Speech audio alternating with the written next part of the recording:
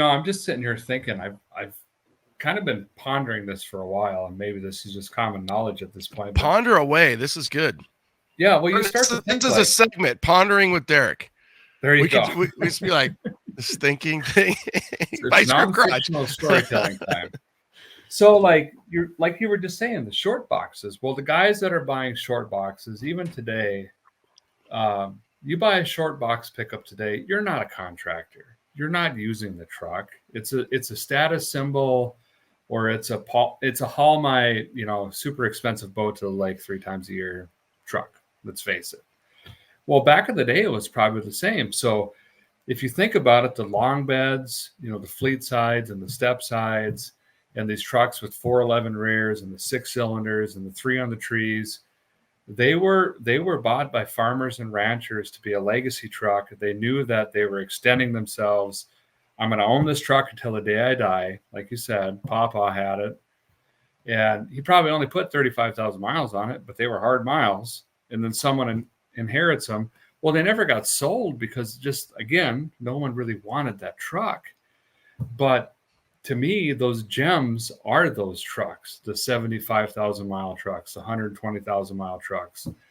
And they seem to all be long beds because they were just on those farms and ranches, and they were more utilitarian than the short beds, which ended up hot rods. Let's face it, since the early 90s, late 80s, they were all hot rods.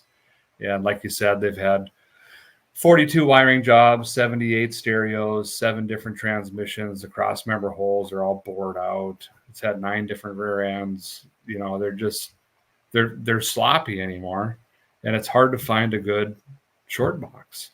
I love you might have liked that girl when you were a junior, but so did everybody else. So I'm just saying.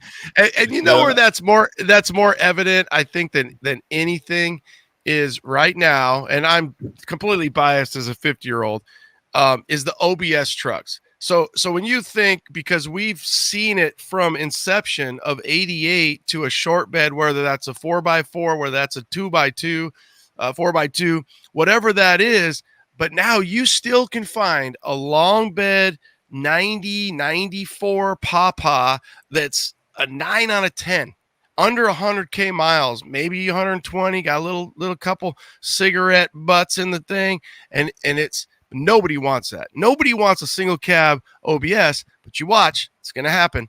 Same thing's going to happen because eventually those short beds are going to get just ridiculous. And they're just worked over because they've been through 3 or 4 owners and the doors are sagging and it's just not that OG. So